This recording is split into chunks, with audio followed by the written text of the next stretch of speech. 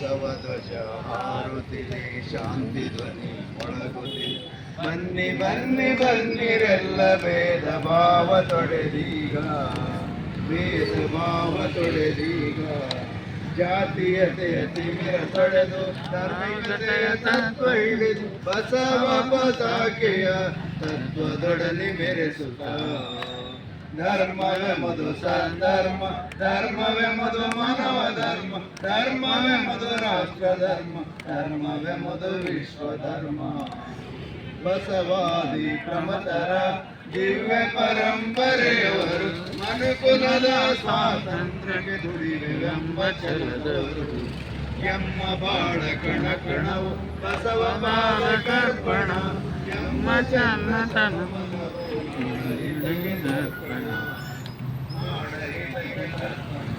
ಜಾತಿ ಮತ ಪಂಥಗಳ ಕೀಳು ಭಾವ ನಡೆಸುವ, ಭಿನ್ನ ಭೇದ ಶಾಂತಿ ಸ್ನೇಹ ಪ್ರೇಮ ಸಂಗಮಿಸಿ ಬಾಳುವ, ಬಸವ ಧರ್ಮ ಪ್ರತಿನಿಧಿಗೆ ಬಾಳ ತೈಲವೆರೆಯುವ, ಬಾಳ ತೈಲವೆರೆಯುವ. ಈ ಶರಣ ಬಂಧುಗಳೇ, ಬಸವ ಧ್ವಜವು ಹಾರುತ್ತಿದೆ, ಶಾಂತಿ ಧ್ವನಿ ಮೊಳಗುತ್ತಿದೆ. ಬನ್ನಿ ಬನ್ನಿ ಬನ್ನಿರೆಲ್ಲ, ಭೇದ ಭಾವ ತೊಡೆದೀಗ, ಭೇದ ಭಾವ ತೊಡೆದೀಗ. ಎಲ್ಲರಿಗೂ ಮಾಡಿದಂಥ ಸಹೋದರಿ ಮಹಾಜನಕ್ಕವರಿಗೆ ಅನಂತ ಶರಣು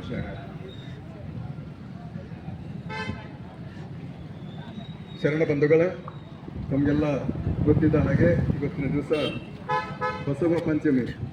ನಾವೆಲ್ಲ ಭಾರತೀಯರೆಲ್ಲರೂ ನಾಗರ ಪಂಚಮಿ ಅಂತ ಇದನ್ನು ಭಾಳ ಸಡಗರ ಸಂಭ್ರಮದಿಂದ ಆಚರಣೆ ಮಾಡ್ತಾರೆ. ಜೊತೆಗೆ ಗುರು ಬಸವಣ್ಣನವರು ಇವತ್ತಿನ ದಿವಸ ಶ್ರಾವಣ ಶುದ್ಧ ಮಹಾಪಂಚಮಿ ಎಂದು ಲಿಂಗೈಕ್ಯ ಆಗಿದ್ದ ದಿನ ಇದೆ. ಹಾಗಾಗಿ ಹುಟ್ಟಿದ ದಿನವೂ ಇವತ್ತು ನಾಗರ ಪಂಚಮಿ.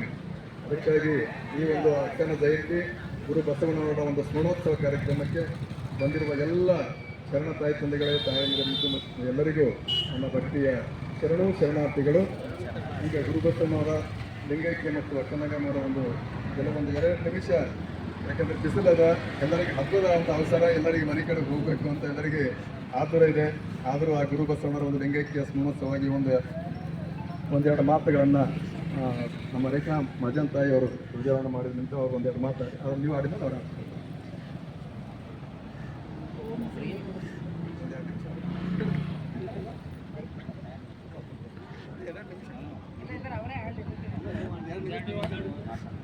ಓಂ ಶ್ರೀ ಗುರು ಬಸವಲಿಂಗಾಯ ನಮಃ.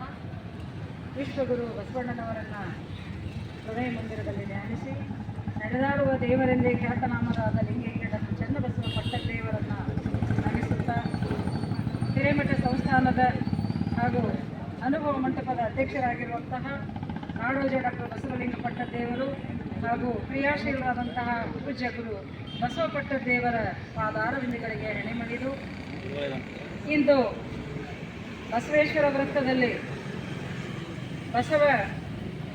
ಬಸವಣ್ಣನವರ ಸ್ಮರಣೋತ್ಸವ, ಬಸವ ಪಂಚಮಿ ಹಾಗೂ ಅಕ್ಕ ನಾಗಮ್ಮನವರ ಜಯಂತಿಯ ಪ್ರಯುಕ್ತ ಗುಂಡಪ್ಪ ಶರಣ ಸಹೋದರಾದ ಗುಂಡಪ್ಪ ಸಂಗಮಕರ್ ಅವರ ಒಂದು ನೇತೃತ್ವದಲ್ಲಿ ನಾವೆಲ್ಲರೂ ಇಲ್ಲಿ ಈ ಒಂದು ಕಾರ್ಯಕ್ರಮದಲ್ಲಿ ಪಾಲ್ಗೊಂಡಿದ್ದೇವೆ. ಸರ್ವರಿಗೂ ಬಸವ ಪಂಚಮಿಯ ಹಾಗೂ ಅಕ್ಕ ನಾಗಮ್ಮನ ಜಯಂತಿಯ ಹಾರ್ದಿಕ ಶುಭಾಶಯಗಳನ್ನು ಕೋರುತ್ತಾ ಶರಣಾರ್ಥಿಗಳನ್ನು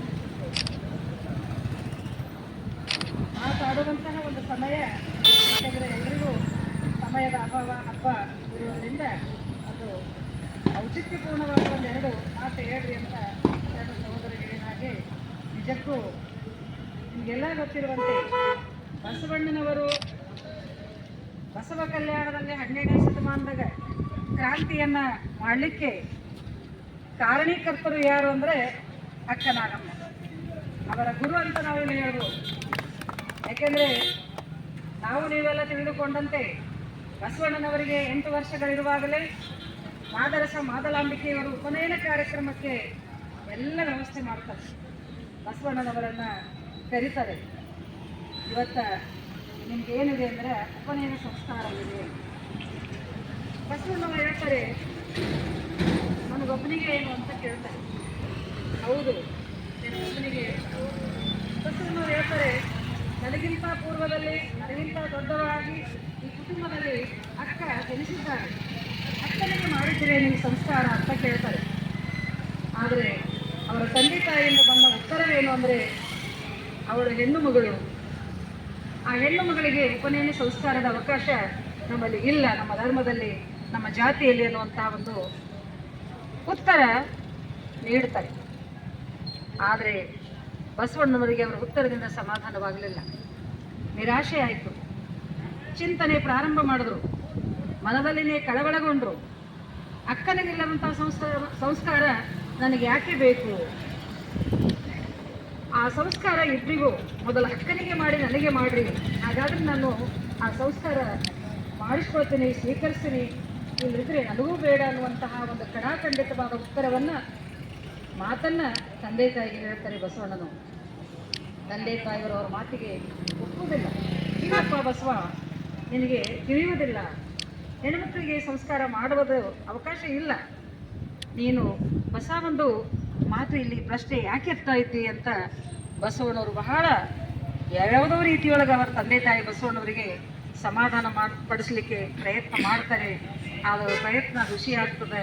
ಅವರ ಪ್ರಯತ್ನಕ್ಕೆ ಅವರು ಮಾರು ಹೋಗಲಿಲ್ಲ, ಮನಸ್ಸು ಮಾಡಲಿಲ್ಲ, ಒಪ್ಕೊಳ್ಳಿಲ್ಲ. ಅವತ್ತೇ ಹೇಳ್ತಾರೆ, ಯಾವ ಸಮಾಜದಲ್ಲಿ ಹೆಣ್ಣು ಮಕ್ಕಳಿಗೆ ಪುರುಷನ ಗಂಡು ಮಕ್ಕಳ ಸರಿಸಮಾನವಾದಂಥ ಸ್ಥಾನಮಾನವಿಲ್ಲವೋ ಅದು ನನಗೆ ಬೇಡ. ಇಂಥ ಮೌಢ್ಯತೆ, ಅಸಮಾನತೆ, ಇಂಥ ಅಂಧಶ್ರದ್ಧೆಗಳು ನನಗೆ ಇಷ್ಟ ಇಲ್ಲ. ಏಕದೇವೋಪಾಸನೆ ಬೇಕು. ಪ್ರತಿಯೊಂದು ಸಮಾಜದೊಳಗೆ ಎಲ್ಲರೂ ಒಂದೇ ರೀತಿಯಾಗಿ ಜನ್ಮ ತಾಳ್ತಾರೆ. ನಾನು ಹುಟ್ಟಿದ ಹಾಗೆಯೇ ಅಕ್ಕನೂ ಹುಟ್ಟಿದ್ದಾಳೆ, ಅವಳಲ್ಲಿ ನನ್ನಲ್ಲಿ ಯಾವ ಭೇದ ನೀವು ಮಾಡ್ತಾ ಇದ್ರಿ ಅಂತ ಲಿಂಗ ತಾರತಮ್ಯ, ಲಿಂಗಭೇದ ನನಗೆ ಸಲ್ಲದು. ಅದಕ್ಕಾಗಿ ನಾನು ಸತ್ಯವನ್ನು ಹುಡುಕ್ತೀನಿ, ಸತ್ಯ ಶೋಧನೆ ಮಾಡ್ತೀನಿ, ಅಂಥ ಜ್ಞಾನವನ್ನು ಪಡ್ಕೊಳ್ತೀನಿ. ಸಮಾಜದಲ್ಲಿ ಅಕ್ಕನಿಗೂ ಕೂಡ ಒಂದು ಸರಿಸಮಾನವಾದಂಥ ಸ್ಥಾನಮಾನವನ್ನು ಕಲ್ಪಿಸುವಂಥ ನಮಗೆ ಸಮಾಧಾನ ಇಲ್ಲ, ನಾನು ವಿಶ್ರಾಂತಿಯನ್ನು ಪಡೆಯುವುದಿಲ್ಲ ಅಂತ ಅವತ್ತೇ ದಿಟ್ಟತನದಿಂದ ತಂದೆ ತಾಯಿಗೆ ಹೇಳಿ, ನನಗೆ ಯಾವುದೂ ಬೇಡ, ಉಪನಯನೂ ಬೇಡ, ನೀವು ಬೇಡ, ಕುಟುಂಬನೂ ಬೇಡ, ನಾನು ನಡೆಯುತ್ತೇನೆ ಅನ್ನುವಂಥ ರೀತಿಯೊಳಗೆ ತಂದೆ ತಾಯಿಯನ್ನು ತೊರೆದು, ಕುಟುಂಬವನ್ನು ತೊರೆದು ಕೂಡಲ ಸಂಗಮಕ್ಕೆ ಹೋಗ್ತಾರೆ. ಅಲ್ಲಿ ನಿರಂತರವಾಗಿ ಆ ಗುರುಗಳ ಹತ್ರ ಅಧ್ಯಯನ ಮಾಡ್ತಾರೆ, ಜ್ಞಾನವನ್ನು ಪಡ್ಕೊಳ್ತಾರೆ. ಅದೇ ಅಕ್ಕ ನಾಗಮ್ಮನ ಒಂದು ಏನಾಗ್ತು ಅಂದ್ರೆ ನಾಂದಿ ಆಗ್ತವರಿಗೆ ಬಸವ ಕಲ್ಯಾಣದಲ್ಲಿ ಸಾಮಾಜಿಕ ಕ್ರಾಂತಿ, ಸಮಾನತೆಯನ್ನು ಸಾರಿರುವಂತಹ ಹೆಣ್ಣು ಮಕ್ಕಳಿಗೆ ನಿಜವಾದಂತಹ ಒಂದು ಸ್ಥಾನಮಾನವನ್ನು ಕಲ್ಪಿಸಿಕೊಟ್ಟಂಥವ್ರು ಯಾರು ಅಂದರೆ ಬಸವಣ್ಣವರು 12ನೇ ಶತಮಾನದಲ್ಲಿ. ಅದಕ್ಕಾಗಿ ಹೆಣ್ಣು ಮಕ್ಕಳಾದವರು ನಾವು ಕೂಡ ಬಸವಣ್ಣವ್ರನ್ನ ಯಾವತ್ತೂ ಮರೀಲಿಕ್ಕೆ ಆಗೋದಿಲ್ಲ. ಅವರನ್ನು ನಾವು ಸದಾ ಸ್ಮರಿಸಬೇಕಾಗ್ತದೆ. ಇವತ್ತು ನಾನು ಇಲ್ಲಿಂತ ಮಾತಾಡಬೇಕಾದ್ರೂ ಕೂಡ ನಾನು ಬಸವಣ್ಣವರಿಗೆ ಋಣಿಯಾಗಿದ್ದೇನೆ. ಅಲ್ಲದೆ ನನ್ನ ಪತಿದೇವರಿಗೂ ಕೂಡ ನಾನು ಇವತ್ತಿಲ್ಲಿ ಸ್ಮರಿಸಿಕೊಳ್ಳಲೇಬೇಕಾಗ್ತದೆ. ಯಾಕಂದರೆ ಸಮಾಜವಾಗಿ ನಾನು ಏನೂ ಕೂಡ ಏನಾದರೂ ಇಲ್ಲಿ ಬರಬೇಕು ಮಾಡಬೇಕು ಅಂದರೆ ಅದಕ್ಕೆ ನನ್ನ ತಂದೆ ತಾಯಿಗಳು ಹಾಗೂ ನನ್ನ ಪತಿದೇವರು ಕೂಡ ಅದರಲ್ಲಿ ಅವರ ಸಹಕಾರ ಇದೆ ಅಂತ ಹೇಳಿ ಹೇಳ್ತೀನಿ. ಈಗ ಸಮಯ ಆಗಿದೆ. ಅಂತಹ ಬಸವಣ್ಣನವರು ಶುದ್ಧ ನಾಗಪಂಚಮಿಯಂದೇ ಏನಾಗಿದ್ದಾರೆ, ಅವರು ಕೂಡಲ ಸಂಗಮದಲ್ಲಿ ಲಿಂಗೈಕ್ಯರಾಗಿದ್ದಾರೆ. ಅದಕ್ಕಾಗಿ ನಾವು ನಾಗಪಂಚಮಿ, ನಾಗಣ್ಣಗೆ ಹೋಗೋ ಹಾಲು, ಕಲ್ಲು ನಾಗರಿಗೆ ಹಾಲು ಎರೆಯುವುದನ್ನು ನಾವು ಬಿಟ್ಟು ಇಲ್ಲಿ ಶರಣ ತತ್ವವನ್ನು, ಒಂದು ವಾಸ್ತವಿಕವಾದಂಥ ಸತ್ಯದ ಸಂಧಾನವನ್ನು ಮಾಡಿರುವಂತಹ ಬಸವಣ್ಣವರನ್ನು ಇವತ್ತು ಬಸವ ಪಂಚಮಿಯ ನಿಮಿತ್ತವಾಗಿ ನಾವೆಲ್ಲರೂ ಸ್ಮರಿಸಬೇಕಾಗ್ತದೆ. ಅವರಿಗೆ ಅನಂತ ಒಂದು ಭಕ್ತಿಪೂರ್ವಕವಾದಂತಹ ಒಂದು ನಮನಗಳನ್ನು ನಾವು ಸಲ್ಲಿಸಬೇಕಾಗ್ತದೆ. ಯಾಕಂದರೆ ನೋಡಿ, ಕಲ್ಲನಾಗರ ಕಂಡರೆ ಹಾಲನೆರೆ ಎಂಬುವರು, ಕಲ್ಲನಾಗರ ಕಂಡರೆ ಹಾಲನೆರೆ ಎಂಬುವರು, ದಿಟದ ನಾಗರ ಕಂಡರೆ ಕೊಲ್ಲೆಂಬುವರಯ್ಯ, ದಿಟದ ನಾಗರ ಕಂಡರೆ ಕಲ್ಲುಂಬರಯ್ಯ. ಉಂಬ ಜಂಗಮ ಬಂದರೆ ಮುಂದಕ್ಕೆ ನಡೆ ಎಂಬುವರು, ಉಂಬ ಜಂಗಮ ಬಂದರೆ ಮುಂದಕ್ಕೆ ನಡೆ ಎಂಬುವರು, ಉಣದ ಲಿಂಗಕ್ಕೆ ಬೋಲವ ಹಿಡಿಯುವರಯ್ಯ. ನಮ್ಮ ಕೂಡಲ ಸಂಗನ ಶರಣರು ಕಲ್ಲು ತಾಗಿದ ನಿಟ್ಟೆಯಂತಪ್ಪರಯ್ಯ ಅಂತ ಬಸವಣ್ಣವರು ಹೇಳುವಂತಹ ಒಂದು ವಚನವನ್ನು ನಾವು ಇವತ್ತು ಮೆಲುಕು ಹಾಕಿದರೆ, ಅದರಂತೆ ನಾವು ಆಚರಣೆಯಲ್ಲಿ ತಂದರೆ, ನಡ್ಕೊಂಡ್ರೆ ನಿಜಕ್ಕೂ ಬಸವಣ್ಣನ ಆತ್ಮಕ್ಕೆ, ವಿಶ್ವಗುರು ಬಸವಣ್ಣವರ ಆತ್ಮಕ್ಕೆ ಒಂದು ಶಾಂತಿ, ಸಮಾಧಾನ ಸಿಗುವಂತ ಹೇಳ್ತಾ, ನನ್ನನ್ನು ಇವತ್ತಲ್ಲಿ ಈ ಒಂದು ಬಸವ ಧ್ವಜಾರೋಹಕ್ಕೆ ಒಂದು ಅವಕಾಶ ಕಲ್ಪಿಸಿಕೊಟ್ಟಿರುವಂಥ ಸರ್ವರಿಗೂ, ಗುಂಡಪ್ಪ ಸಂಗಮಕರ ಅಣ್ಣನವರಿಗೂ ಇನ್ನೊಮ್ಮೆ ಅನಂತ ಧನ್ಯವಾದಗಳನ್ನು ಹೇಳ್ತಾ ಶರಣಾರ್ಥಿಗಳು. ಇಲ್ಲಿವರೆಗೆ ರೇಖಾ ಮಹಾಜನ್ ತಾಯಿಯವರು ಸ್ವಲ್ಪ ಸಮಯದಲ್ಲಿ ಗುರು ಬಸವಣ್ಣವರ ಜೀವನ ಸಂದೇಶವನ್ನು ತಮಗೆಲ್ಲ ತಿಳಿಸಿದ್ದಾರೆ. ಜೊತೆಗೆ ಅಕ್ಕನಾಗಮ್ಮನ ಒಂದು ಸಂದೇಶವನ್ನು ಸ್ವಲ್ಪ ವಿಚಾರಗಳನ್ನು ತಿಳಿಸಿದ್ದಾರೆ. ಬಂಧುಗಳೇ, ಈ ತಿಂಗಳ 28ರಂದು ಲಿಂಗೈಕ್ಯ ಸ್ಮರಣೋತ್ಸವ ಬಸವಣ್ಣವರ ಜೀವನ ಚರಿತ್ರೆ ಹಾಗೂ ಅಕ್ಕನಾಗಮ್ಮರ ಜೀವನ ಚರಿತ್ರೆ ಕುರಿತು ನಾವೊಂದು ಕಾರ್ಯಕ್ರಮವನ್ನು ಪ್ರತಿ ತಿಂಗಳ ಮಾಡುವ ಹಾಗೆ ಈ ತಿಂಗಳ ಕೊನೆಯ ರವಿವಾರ 6 ಗಂಟೆಗೆ ನಮ್ಮ ಕಾಶಿನಾಥ್ ಬೋರೆ ಅಣ್ಣವರು ಕನಸೆ ಹಾಸ್ಪಿಟಲ್ ಪಕ್ಕದಲ್ಲಿ ಅವ್ರ ಮನೆ ಇದೆ. ಒಂದು ಮನೆಯ ಛಾವಣಿ ಮೇಲೆ ಕೂಡಲು ಮಳೆ ಬಂದರೂ ಸಹಿತ ಅವಕಾಶವಿದೆ ಅಂತ ತಿಳ್ಕೊಂಡು ಅವರು ಮಾಡಲಿಕ್ಕೆ ಒಪ್ಪಿಗೆ ಕೊಟ್ಟಿದ್ದಾರೆ. ಅವರ ಮನೆಯಲ್ಲಿ ಕಾರ್ಯಕ್ರಮನ ಆಯೋಜನೆ ಮಾಡಿದ್ದೀವಿ. ಆ ರವಿವಾರ ದಿವಸ ಸಂಪೂರ್ಣ ಅವರ ಜೀವನ ಸಂದೇಶವನ್ನು ನಾವು ಸರಿಯಾಗಿ ತಿಳ್ಕೊಳ್ಳೋಣ. ಈ ಸ್ವಲ್ಪ ಸಮಯದಲ್ಲಿ ಅವರ ಸಂದೇಶವನ್ನು ಗುರು ಬಸವಣ್ಣವರ ಒಂದು ಕ್ರಾಂತಿಯನ್ನು ತಮಗೆಲ್ಲ ಗೊತ್ತಿದ್ದ ಹಾಗೆ ಸಮಗ್ರ ಕ್ರಾಂತಿ ಇಡೀ ಜಗತ್ತಿನಾಗ ಯಾರಾದರೂ ಪ್ರವಾದಿ ಮಾಡಬೇಕಾದ್ರೆ ಈ ಮನುಷ್ಯ ಹುಟ್ಟಿನಿಂದ ಕೊನೆಯವರೆಗೆ ಒಂದು ಅಂಧಶ್ರದ್ಧೆ, ಮೂಢನಂಬಿಕೆ, ಜಾತೀಯತೆ ಎಲ್ಲವನ್ನು ಹೋಗಲಾಡಿಸಿ ಸಾಮಾಜಿಕ, ಧಾರ್ಮಿಕ, ಶೈಕ್ಷಣಿಕವಾಗಿ ಒಂದು ಒಳ್ಳೆಯ ಕ್ರಾಂತಿಯನ್ನು ಮಾಡಿ ನಮಗೆಲ್ಲ ಬದುಕನ್ನು ಕೊಟ್ಟು ಹೋಗಿದ್ದಾರೆ. ಆ ಒಂದು ಬದುಕನ್ನು ಕೊಟ್ಟಿರುವ ಗುರು ಬಸವಣ್ಣವರೊಂದ ಪುತ್ಥಳಿಯ ಎದುರುಗಡೆ ನಾವು ಒಳ್ಳೆ ಮಾತುಗಳನ್ನು ಕೇಳಲಿಕ್ಕೆ ನಮಗೆ ಅವಕಾಶ ಸಿಗ್ತಾ ಇದೆ. ಅಂತ ತಾಯಿಯವರು ಒಂದು ಒಳ್ಳೆ ವಿಚಾರನ ಹೇಳೋದಕ್ಕಾಗಿ ತಮ್ಮೆಲ್ಲರ ಪರವಾಗಿ ಅವರಿಗೆ ಜೋರಾದ ಒಂದು ಚಪ್ಪಾಳೆಯೊಂದಿಗೆ ಅವರಿಗೆ ಅಭಿನಂದಿಸೋಣ. ಒಂದು 2 ನಿಮಿಷ ಮಲ್ಲಮ್ಮ ತಾಯಿ ಪಾಟೀಲ್ ಅವರು ಒಂದು 2 ನಿಮಿಷ ಅಕ್ಕನಾಗಮ್ಮರ ಕುರಿತು ಒಂದು 2 ವಿಚಾರಗಳನ್ನು ತಿಳಿಸಬೇಕಾಗ್ತದೆ. ಓಂ ಶ್ರೀ ಗುರು ಬಸವಲಿಂಗಾಯ ವಿಶ್ವಗುರು ಮಹಾಮಾನವತಾವಾದಿ ಕಲ್ಯಾಣದನ್ನ ಅಪ್ಪ ಬಸವಣ್ಣನವರನ್ನು ಮಂದಿರದಲ್ಲಿ ಸ್ಮರಿಸಿಕೊಂಡು ಈ ಒಂದು ಸುಂದರ ಹೊತ್ತರಳಿದ ಸಮಯ, ಸೂರ್ಯೋದಯದ ಸಮಯ, ಸೂರ್ಯ ಎಳೆ ಬಿಸಿಲು ಆಗ್ತಾ ಇದೆ. ಸಮಯದಲ್ಲಿ ಜಗತ್ತಿನ ಸರ್ವ ಪ್ರವಾದಿಗಳಿಗೂ ಸಹ ಶರಣೆಂದು ಮಾಡಿತು. ಕ್ರಾಂತಿಯ ಶ್ರೀಯುಗದ 3 ಜನ ಪೂಜ್ಯರ ಪಾದಾರ ವಿಂದಗಳಿಗೂ ಸಹ ನಾವು ಕೊಡಗೊಟ್ಟು ಇಂದು ಈ ಕಾರ್ಯಕ್ರಮದ ನಿಮಿತ್ತ ನಾವು ನೀವುಗಳೆಲ್ಲ ಸೇರಿದ್ದೇವೆ. ಎಲ್ಲರ ಹೆಸರನ್ನು ಹೇಳ್ತಾ ಹೋದರೆ ಎಲ್ರಿಗೂ ಬಿಸಿಲು ತಾಗ್ತಾ ಇದೆ. ಹೀಗಾಗಿ ಎಲ್ಲರ ಪಾದಗಳಿಗೂ, ವಿಶೇಷವಾಗಿ ಗುಂಡಪ್ಪಣ್ಣವರಿಗೂ ಹಾಗೂ ಧ್ವಜಾರೋಹಣ ಮಾಡಿ ಮಾತಾಡಿರ್ತಕ್ಕಂಥ ರೇಖಾವರಿಗೂ ಎಲ್ಲರಿಗೂ ಸಹ ನಾನು ಭಕ್ತಿಯ ಶರಣಾರ್ಥಿಗಳನ್ನು ಸಮರ್ಪಿಸುತ್ತೇನೆ. ಈಗ ಅಕ್ಕ ಸ್ಮರಣೋತ್ಸವ ನಿಮಿತ್ತವಾಗಿ ಮಾತಾಡಿದ್ದಾರೆ. ಒಂದು ವಿಷಯ ನಾವು ನೆನ್ಪಿಟ್ಕೋಬೇಕು. ನಾನು ಆಗಾಗ ಸ್ವಲ್ಪ ಓದುವ ಚಟ ನನಗಿದೆ. ನಾನು ಓದಿದ ಪ್ರಕಾರ ಈ ಜಗತ್ತಿನಲ್ಲಿ ಬಸವಣ್ಣನವರನ್ನ ಕುರಿತು ಎಷ್ಟು ಸಾಹಿತ್ಯ ಬಂದಿದೆಯೋ ಅಷ್ಟೊಂದು ಸಾಹಿತ್ಯ ಜಗತ್ತಿನ ಯಾವ ವ್ಯಕ್ತಿಯನ್ನು ಕುರಿತು ಬಂದಿದೆ. ನನಗೆ ಗೊತ್ತಾದ ಪ್ರಕಾರ ಸ್ವಲ್ಪ ಓದ್ತಿರ್ತೀನಿ ನಾನು. ಯಾವ ವ್ಯಕ್ತಿಯನ್ನು ಕುರಿತು ಹಿಂದೆಲ್ಲ ಅಂಬೇಡ್ಕರ್ ಬರೆದಿದ್ದಾರೆ, ಓದಿದ್ದಾರೆ ಅಂತ ಬರ್ತಿತ್ತು. ಆದರೆ ಬಸವಣ್ಣನವರನ್ನ ಕುರಿತು ಜಗತ್ತಿನಲ್ಲಿ ಎಷ್ಟು ಸಾಹಿತ್ಯ ಬಂದಿದೆಯೋ ಅಷ್ಟು ಯಾರನ್ನ ಕುರಿತು ಬಂದಿಲ್ಲ. ಬಸವಣ್ಣವರ ಕುರಿತು ನಮ್ಮ ರಾಷ್ಟ್ರಕವಿ ಕುವೆಂಪು ಅವರು ಅಂತ ಹೇಳ್ತಾರೆ, ಕಾರ್ತಿಕದ ಕತ್ತಲೆಯ ಆಕಾಶಕ್ಕೆ ದೀಪವಾಗಿ ಬಂದೆಲ್ಲ ಬಸವಣ್ಣ, ದಿಕ್ಕು ಕೆಟ್ಟವರಿಗೊಂದು ಬಟ್ಟೆಯಾಗಿ ಬಂದೆ ಅಂತ ಕೊಡ್ತಾರೆ ರಾಷ್ಟ್ರಕವಿ ಕುವೆಂಪು ಅವರು. ಕಾರ್ತಿಕ್ ಅಂದ್ರೆ ನಮ್ಮ ಹಿಂದೂ ಪಂಚಾಂಗದ ಪ್ರಕಾರ ಚೈತ್ರ, ವೈಶಾಖ ಈಗೆಲ್ಲ ತಿಂಗಳುಗಳು ಬರ್ತವೆ. ಕಾರ್ತಿಕ ತಿಂಗಳು ವಿಪರೀತ ಕತ್ತಲೆ ಇರ್ತಕ್ಕಂಥ ತಿಂಗಳು. ಅಂಥ ಒಂದು ಕಾರ್ತಿಕದ ಕತ್ತಲೆಯಲ್ಲಿ ಆಕಾಶದ ದೀಪವಾಗಿ ಬಂದೆಲ್ಲ ಬಸವಣ್ಣ ಅಂತ ಹೊಗಳ್ತಾರೆ. ಬಸವಣ್ಣನ ಬಗ್ಗೆ ನಿಮಗೆಲ್ಲರಿಗೂ ಗೊತ್ತಿದೆ, ಹೇಳುವ ಒಂದು ಬೇಕಾಗಿಲ್ಲ ಅಂತ ಅನ್ನಿಸ್ತದೆ. ಇವತ್ತು ಅಕ್ಕನಾಗಮ್ಮನವರ ಕುರಿತು 1-2 ವಿಚಾರಗಳನ್ನು ನಾವು ಮೆಲ್ಕು ಹಾಕೋಣ. ಒಂದು ವಿಷಯವನ್ನು ನಾನು ನೆನಪಿಟ್ಕೋಬೇಕು. ಬಸವಣ್ಣನವರಲ್ಲಿ ಏನಾದರೂ ಬಸವಣ್ಣತನ ಅನ್ನೋದನ್ನು ಹುಟ್ಕೊಂಡಿದೆ ಅಂದಾಗ ಅದು ಅಕ್ಕನಾಗಮ್ಮನವರೇ ಕಾರಣೀಭೂತ. ಈಗಾಗಲೇ ಅಕ್ಕ ಹೇಳಿದ್ರು, 8ನೇ ವಯಸ್ಸಿಗೆ ಮುಂಜುವೆಯನ್ನು ತೊರೆದು ಮನೆಯಿಂದ ಬಿಟ್ಟು ಹೋದ್ರು ಕೂಡಲ ಸಂಗಮಕ್ಕಂತ. ಅವ್ರ ಜೊತೆಗೆ ಅಷ್ಟು ಕರುಣೆ ಕಿತ್ತ ಬರ್ತಕ್ಕಂಥ ಮಾತೃವಾತ್ಸಲ್ಯ ಅಂತ ಕರಿತೀವಿ. ಮಾದಲಾಂಬಿಕೆ ಜೊತೆಯಲ್ಲಿ ಹೋಗ್ಲಿಲ್ಲ, ಯಾರ್ಯಾರು ಹೋಗ್ಲಿಲ್ಲ. ಅಕ್ಕ ನಾಗಮ್ಮನವರು ಅವ್ರ ಜೊತೆಗೆ ಹೋದ್ರು ಕೂಡಲ ಸಂಗಮಕ್ಕೆ. ಅಕ್ಕ ನಾಗಮ್ಮನವರು ಅವ್ರ ಜೊತೆಗೆ ಹೋದ್ರು. ಅಕ್ಕ ನಾಗಮ್ಮನವರ ಬದುಕು ಬಹಳ ಸಂಘರ್ಷಮಯ ಬದುಕು. ನಾನು ಮೊನ್ನೆ ಸರ್ವಾಧ್ಯಕ್ಷಳಾದಾಗ ನನ್ನ ಸರ್ವಾಧ್ಯಕ್ಷ ಭಾಷಣದಲ್ಲಿ ಅವರ ವಚನವನ್ನೇ ಹೇಳಿದ್ದೀನಿ ನಾನು. ಅಕ್ಕನಾಗಮ್ಮನವರು ಸಾಕಷ್ಟು ವಚನಗಳು ಬರೆದಿದ್ದಾರೆ, ಆದರೆ ಸಿಕ್ಕಿರ್ತಕ್ಕಂಥವು ಕೇವಲ 14 ವಚನಗಳು ಮಾತ್ರ. ಯಾಕಂದ್ರೆ ನಾವು ಮನ್ಯಾಗ ಅಡುಗೆ ಮಾಡ್ತೀವಿ ನೋಡ್ರಿ, ನಮ್ಗೆ ಗೊತ್ತಿರ್ತದೆ ಮಹಿಳೆಯರಿಗೆ. ಎಲ್ಲರ ಸಲುವಾಗಿ ಮಾವನ ಸಲುವಾಗಿ 2 ರೊಟ್ಟಿ, ಅತ್ತಿ ಸಲುವಾಗಿ 2 ರೊಟ್ಟಿ, ನಾದ್ನಿಗೆ, ಗಂಡಗ, ಮಕ್ಕಳಿಗೆ ಎಲ್ಲರಿಗೆ ಮಾಡ್ತೀವಿ. ನಮ್ಮ ಲೆಕ್ಕ ಇರಲ್ಲ ಅದ್ರಾಗ. ನಮ್ಮ ಲೆಕ್ಕ ಹೆಂಗಿರ್ತದಂದ್ರೆ ಎಲ್ಲರೂ ಒಂದಿಷ್ಟು ಹೆಚ್ಚಾಗಿ ದುಡಿತದ, ನಾನು ಹೊಟ್ಟಿ ತುಂಬತದ ಅಂದಿರ್ತೀವಿ. ಹಾಗೆ ಅಕ್ಕನಾಗಮ್ಮನವರು ಬೆನ್ನಿಗೆ ವಚನ ಸಾಹಿತ್ಯದ ಕಟ್ಟನ್ನು ಕಟ್ಕೊಂಡು ಕೈಯಲ್ಲಿ ಝಳಪಿಸುವ ಖಡ್ಗವನ್ನು ಹಿಡಿದು ವಚನ ಸಾಹಿತ್ಯವನ್ನು ರಕ್ಷಿಸಿದ ಮಹಾನ್ ಕ್ರಾಂತಿ ಮಹಿಳೆಯವರು. ಕ್ರಾಂತಿ ಗಂಗೋತ್ರಿ ಅಂತ ಅವಳಿಗೆ ಸಂಬೋಧನೆ ಇದೆ. ಕ್ರಾಂತಿ ಗಂಗೋತ್ರಿ ಅಕ್ಕನಾಗಮ್ಮ ಅಂತ ಕರೀತಾರೆ ಅವರು. ಇದು ಬಸವ ಕಲ್ಯಾಣದಿಂದ ಉಡುತಡಿಯ ಇದು ಎಲ್ಲಿವರೆಗೆ, ಉಳುವೆವರೆಗೆ ಅವರು ಅಲ್ಲಿ ಹೋಗಿ ವಚನ ಸಾಹಿತ್ಯ ಉಳಿಸಿದ್ದರಿಂದಲೇ ಅದಕ್ಕೆ ಉಳುವಿ ಅಂತ ಹೆಸರು ಬಂದಿದೆ. ಒಂದು ಬಹಳ ಅವಳೆಲ್ಲ ಸಿಕ್ಕಿರುವ 14 ವಚನಗಳಲ್ಲಿ ಹೆಚ್ಚೆಚ್ಚು ವಚನಗಳು ಬಸವಣ್ಣನವರನ್ನು ಹೊಗಳೇ ಇವೆ. ಬಸವಣ್ಣ ತೀರ್ಕೊಂಡಾಗ ನೋವು ಪಟ್ಟಂತ ವಚನಗಳಿವೆ. ಎಲ್ಲ ಕೂಲ ಸೂತ ಕಳೆದಾತ ಬಸವಣ್ಣ, ಏನ ಜನನ ಸೂತಕ ಕಳೆದಾತ ಬಸವಣ್ಣ, ಬಸವಣ್ಣ ನಾನು ಹೊಗಳೇವೆ, ಬಸವಣ್ಣನ ಹೊಗಳಿವೆ. ಒಂದು ವಚನ ನನಗೆ ಭಾಳ ಹಿಡಿಸ್ತದೆ. ಯಾಕೆಂದ್ರೆ ಅಕ್ಕನಾಗಮ್ಮನವರ ಅವರು ಸೋದರಮ್ಮನ ಮಗನಿಗೆ ಕೊಟ್ಟಿದ್ರು ಅಕ್ಕನಾಗಮ್ಮನ, ಇವತ್ತಿಗೂ ಕೊಡ್ತಾರೆ. 900 ವರ್ಷದ ಹಿಂದಂಥದ್ದು ಸರ್ವೇ ಸಾಮಾನ್ಯವಾಗಿತ್ತು. ಆದರೆ ಆ ಶಿವದೇವಯ್ಯ ಅಷ್ಟೊಂದು ಚಾರಿತ್ರಿಕನಾಗಿರ್ಲೇನೇನೋ ಅವಾಗ ಬರ್ತಿದ್ದ, ಹೆಂಡತಿ ಹತ್ರ ಬರ್ತಿದ್ದ. ಹೀಗಾಗಿ ಗರ್ಭ ಕಟ್ತದೆ. ಗರ್ಭ ಕಟ್ಟಿ ಚನ್ನಬಸವಣ್ಣ ಹುಟ್ಟುತ್ತಾರೆ. ಆದರೂ ಸಹ ಜನ ಏನಂತಾರೆ, ಗಂಡ ಈಕಿನ ಹತ್ರ ಬರಲ್ಲ, ಈಕಿ ಹಂಗಾಗ ಅವಾಗೆ ಬರ್ತದೆ. ಅದಕ್ಕೆ ಅಕ್ಕನಾಗಮ್ಮ ಈ ವಿಚಾರ ಹೇಳಿರುವುದು ಬಹಳ ಸೂಕ್ತ ಅನ್ನಿಸ್ತದೆ ನಮಗೆ ಸಂಸಾರಿಗಳಿಗೆ.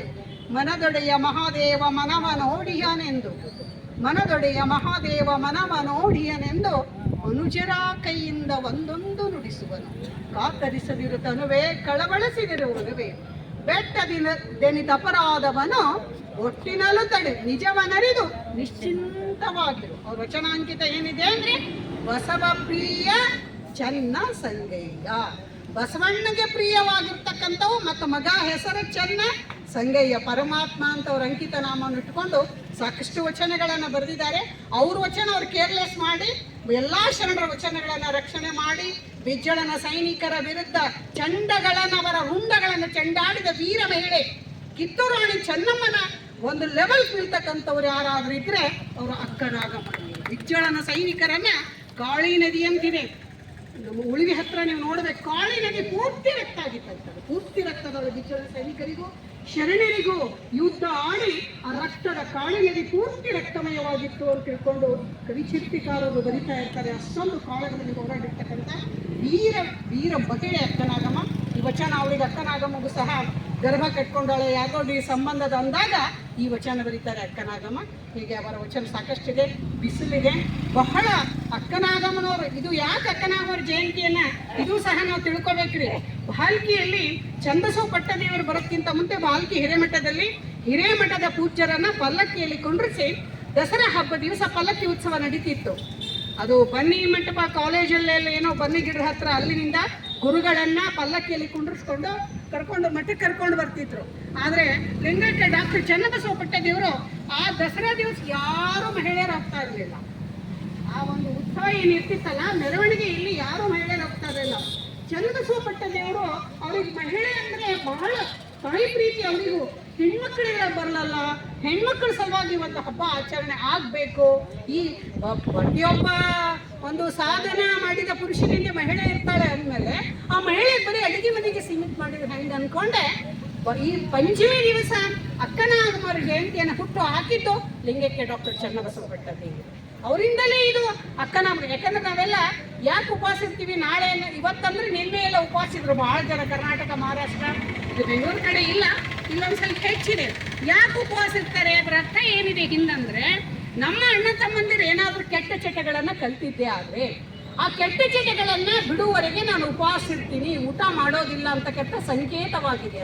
ಅದು ಸಂಕೇತ. ಯಾಕೆ ಉಪವಾಸ ಇರ್ತಾರಂದ್ರೆ ತವರಿನವರ ಸಲುವಾಗಿ. ತವರೇನಾದ್ರೂ ಕೆಟ್ಟ ಚಟಗಳಿಗೆ ಒಳಗಾಗಿದ್ರೆ ಆ ಚಟಗಳನ್ನು ಬಿಡುವವರೆಗೆ ನಾವು ಉಪವಾಸ ಇರ್ತೀನಿ ಅನ್ನುವ ಸಂಕೇತವಾಗಿ ಈ ಉಪವಾಸ ಸತ್ಯಾಗ್ರಹ. ಒಂದು ದಿವಸ ನೀರೇ ಆಹಾರ, ನೀರಾಹಾರ.